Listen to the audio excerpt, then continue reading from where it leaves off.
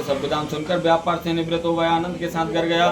साधु ने अपनी पत्नी से संतान सुख देने वाले उस व्रत का समाचार सुनाया और कहा कि जब मेरे संतान होगी तब मैं इस व्रत को करूंगा। साधु ने ऐसे वचन अपनी पत्नी लीलावती से कहे। एक दिन उसकी स्त्री लीलावती पति के साथ आनंदित तो सांसारिक धर्म में प्रवृत्त होकर श्री सत्यनारायण भगवान की कृपा से गर्भवती हो गई तथा 10वें महीने में उसके एक सुंदर कन्या का जन्म हुआ। दिन दिन वह स्तर बढ़ने लगी जैसे शुक्ल पक्ष का चंद्रमा बढ़ता है। कन्या का नाम कलावती रखा गया।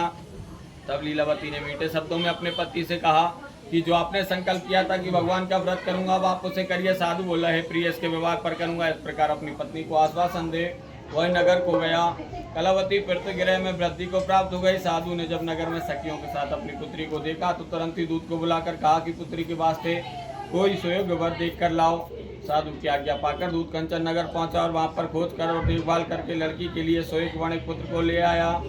वो सुयोग्य लड़के को देखकर साधु ने अपने बंधु बांधवों सहित प्रसन्नचित्त अपनी पुत्री का विवाह उसके साथ कर दिया, किंतु दुर्भाग्य से विवाह के समय भी उस व्रत को करना भूल गया। तब श्री भगवान क्रोधित हो गए और श्राप दिया कि तुम्हें दारुण दुख प्राप्त होगा।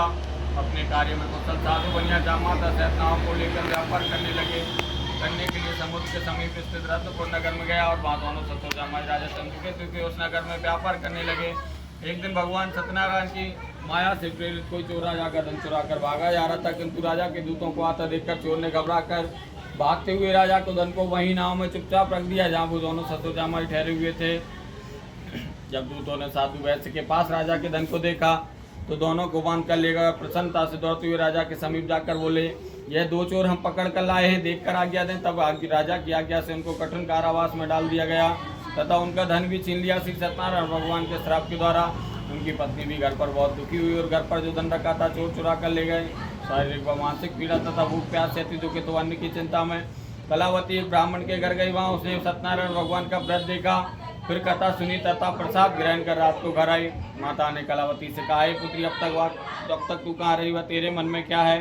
कलावती बोली, हे माता, मैंने एक ब्राह्मण के घर श्री सत्यनारायण भगवान का व्रत देखा है। कन्या के वचन सुनकर लीलावती भगवान के पूजन की तैयारी करने लगी और लीलावती ने परिवार और बंधुओं सहित श्री सत्यनारायण भगवान का पूजन किया और वर मांगा कि मेरे पति और दामाद शीघ्र घर आ जाए। साथ ही प्रार्थना की कि हम सबका अपराध क्षमा करो। सत्यनारायण भगवान इस व्रत से संतुष्ट हो गए और राजा चंद्रकेतु को सपने में दर्शन देकर कहा, हे राजन, दोनों वैश्यों को प्रातः ही छोड़ दो। उनका सब धन जो तुमने ग्रहण किया है दे दो, नहीं तो मैं तेरा धन राजपुत्र आदि सब नष्ट कर दूंगा।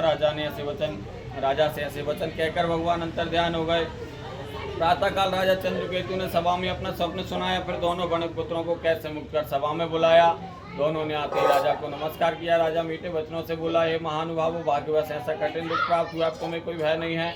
ऐसा कहकर राजा ने उनको नए नए वस्त्र आभूषण पहनाए तथा उनका जितना धन लिया था उससे दूना धन देकर आदर सहित विदा कर दिया। दोनों वैश्य अपने घर को चल दिए।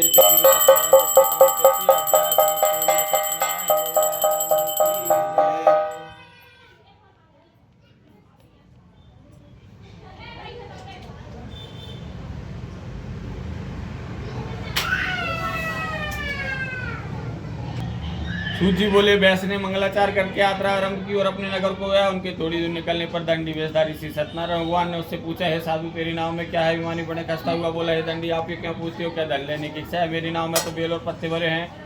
वैश्य का कठोर वचन सुनकर भगवान ने कहा, तुम्हारा वचन सत्तो दंडी। ऐसा कहकर भगवान से दूर चले गए। कुछ दूर जाकर समुद्र के किनारे बैठ गए।